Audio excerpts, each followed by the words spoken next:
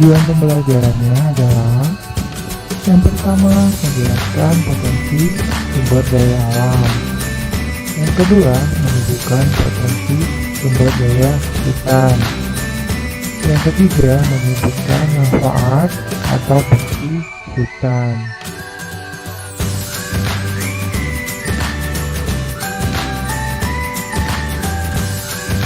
Potensi sumber daya alam Indonesia. Potensi adalah sesuatu hal yang dapat dijadikan sebagai bahan atau sumber yang akan dikelola dengan baik melalui usaha yang dilakukan manusia maupun yang dilakukan melalui tenaga mesin, di mana dalam pengerjaannya potensi dapat juga diartikan sebagai sumber daya yang ada di sekitar kita.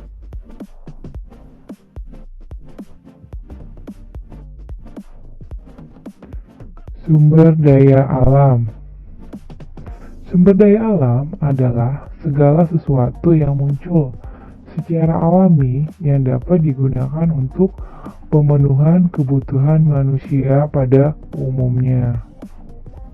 Potensi sumber daya alam Indonesia itu sangat besar dan beraneka ragam jenisnya, baik berupa hutan, minyak, dan gas alam, serta beraneka ragam jenis mineral seperti tambang, nikel, dan timah.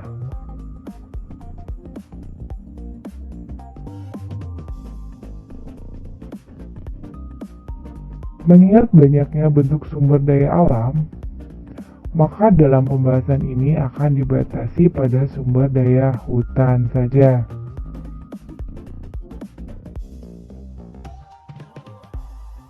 Potensi sumber daya hutan di Indonesia.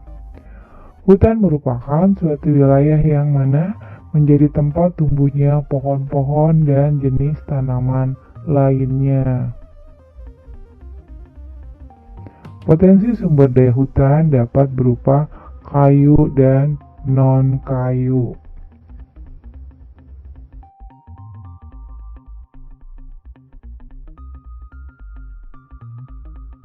Ya, secara umum, jenis-jenis kayu dan wilayah penyebarannya adalah sebagai berikut.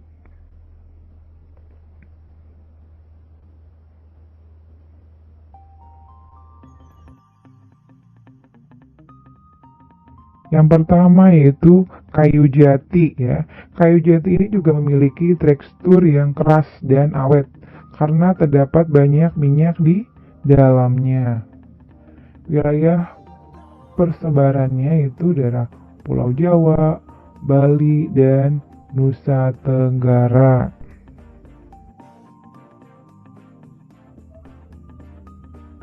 Oke, selanjutnya kayu meranti, keruing, dan agatis. Kayu meranti ini terkenal di kalangan pertukangan dan perdagangan kayu.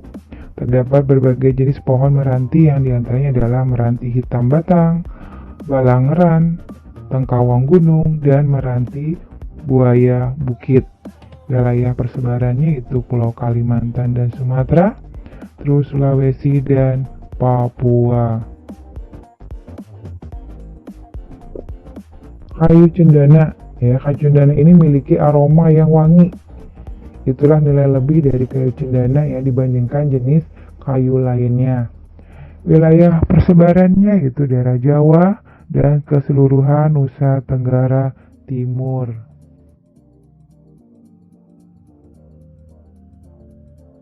Ya, ada lagi yang namanya kayu akasia dan rasa mala. Biasanya kayu akasia itu dimanfaatkan sebagai bahan pembuatan kertas. Tetapi sekarang kebanyakan digunakan sebagai bahan baku pembuatan furniture. Wilayah persebarannya adalah daerah Jawa Barat.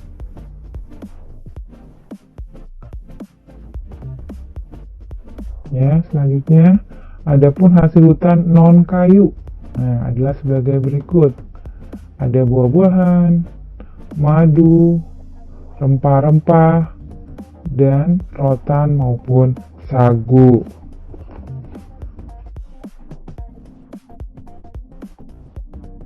Selanjutnya, berbagai jenis dan fungsi hutan Indonesia adalah sebagai berikut. Berdasarkan jenis tumbuhannya, hutan dibagi menjadi dua, yaitu ada hutan homogen. Apa itu hutan homogen? Yaitu adalah hutan yang ditumbuhi hanya satu jenis tumbuhan saja. Misalnya hutan jati, hutan pinus, dan lain sebagainya.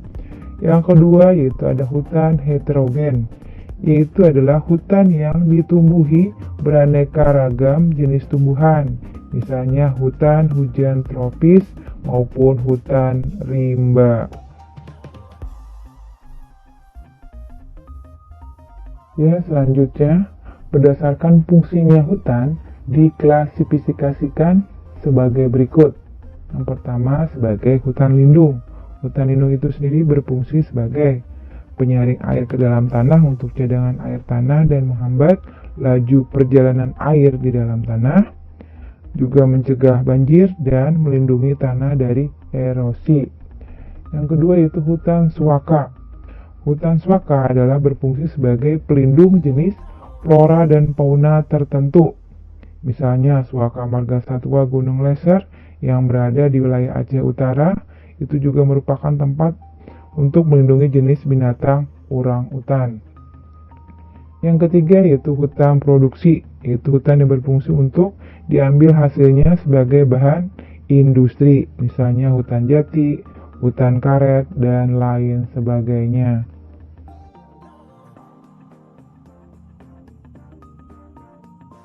Selanjutnya, berdasarkan proses terjadinya hutan dibedakan menjadi hutan alam, yaitu hutan yang terjadi secara alami. Itu ada hutan primer, yaitu hutan yang masih utuh, belum ada penebangan terhadap pohonnya. Misalnya hutan rimba di Kalimantan, Sulawesi Tengah, dan Papua. Terus ada juga hutan sekunder, yaitu hutan primer yang sudah ditebang pada waktu tertentu. Hutan ini tidak selebat hutan primer.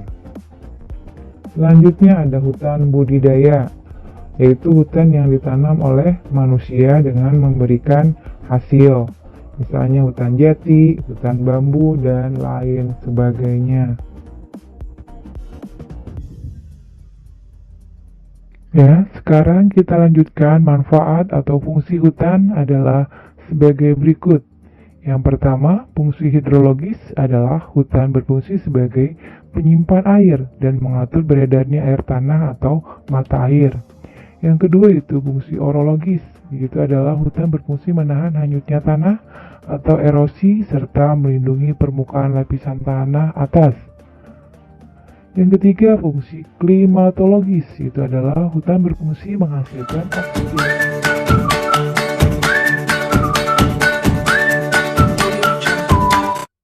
Assalamualaikum warahmatullahi wabarakatuh. Kali ini kita akan membahas tentang potensi sumber daya kemaritiman Indonesia. Sebelumnya, saya mau bertanya, adakah yang pernah bermain atau berwisata ke wilayah ini? Atau makan makanan dari bahan utamanya ini? Atau juga menonton film ini? Ini semua berada di satu tempat, yaitu laut. Indonesia itu negara maritim, yang artinya Indonesia negara yang berada dalam kawasan laut yang luas. Selain itu, negara maritim biasanya negara yang memiliki banyak pulau. Pulau Indonesia berjumlah 17.504 pulau. Luas laut Indonesia mencakup 2/3 dari seluruh luas wilayah Indonesia, sekitar 5,8 juta kilometer persegi. Sangat luas ya, laut Indonesia. Jadi, apa saja ya potensi kemaritiman Indonesia itu? Yang pertama, perikanan. Perikanan laut Indonesia memiliki angka potensi lestari yang besar, yaitu 6,4 juta ton per tahun. Potensi lestari adalah potensi penangkapan ikan yang masih memungkinkan bagi ikan untuk melakukan regenerasi hingga jumlah ikan yang ditangkap tidak mengurangi populasi ikan. Berdasarkan aturan internasional, jumlah tangkapan yang diperbolehkan adalah 80% dari potensi lestari atau sekitar 5,12 juta ton per tahun. Kenyataannya, jumlah hasil tangkapan ikan di Indonesia belum mencapai angka itu. Artinya, masih ada peluang untuk meningkatkan jumlah tangkapan yang diperbolehkan. Jika dibandingkan sebaran potensi ikannya, terlihat ada perbedaan secara umum antara wilayah Indonesia bagian barat dan timur. Di Indonesia bagian barat, rata-rata kedalaman laut 75 meter. Jenis ikan yang banyak ditemukan adalah ikan pelagis kecil. Di kawasan timur, rata-rata kedalaman laut itu 4.000 meter. Jenis ikan yang banyak ditemukan ikan pelagis besar seperti cakalang dan tuna. Penduduk Indonesia melakukan budidaya ikan di daerah pesisir. Di pantai utara Pulau Jawa, banyak masyarakat mengembangkan usaha budidaya ikan dengan tambak. Jenis ikan yang dikembangbiakkan di tambak adalah ikan bandeng dan udang. Kekayaan alam Indonesia berupa ikan banyak diambil nelayan dari negara lain, berupa praktik pencurian ikan atau illegal fishing.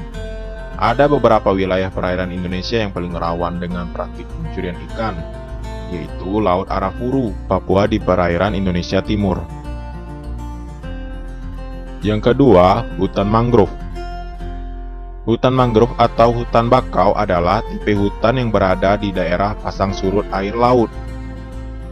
Saat air pasang, hutan mangrove digenangi oleh air laut.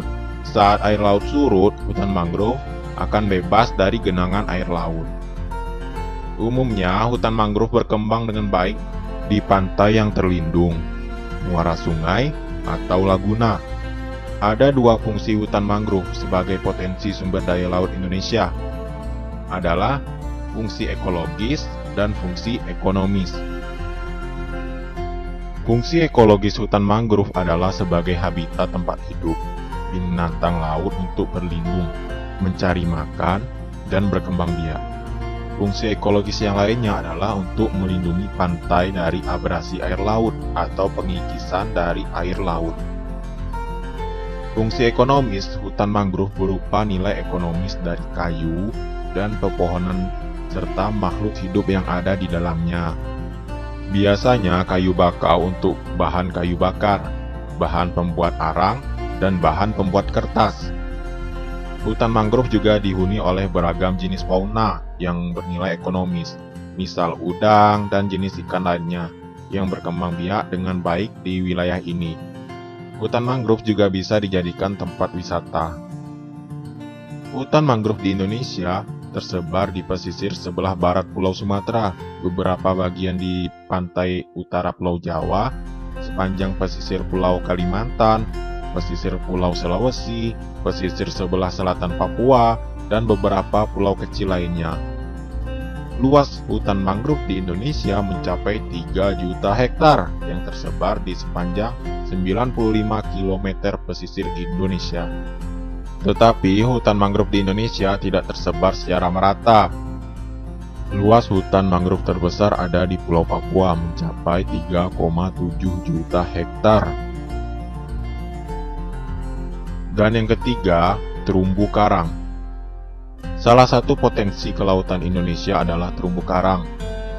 Terumbu karang adalah terumbu atau batuan sedimen kapur di laut yang terbentuk dari kapur yang sebagian besar dihasilkan dari koral atau binatang yang menghasilkan kapur untuk kerangka tubuhnya. Jika ribuan koral membentuk koloni, koral-koral tersebut akan membentuk karang. Sebagian negara kepulauan, termasuklah Indonesia, memiliki banyak terumbu karang.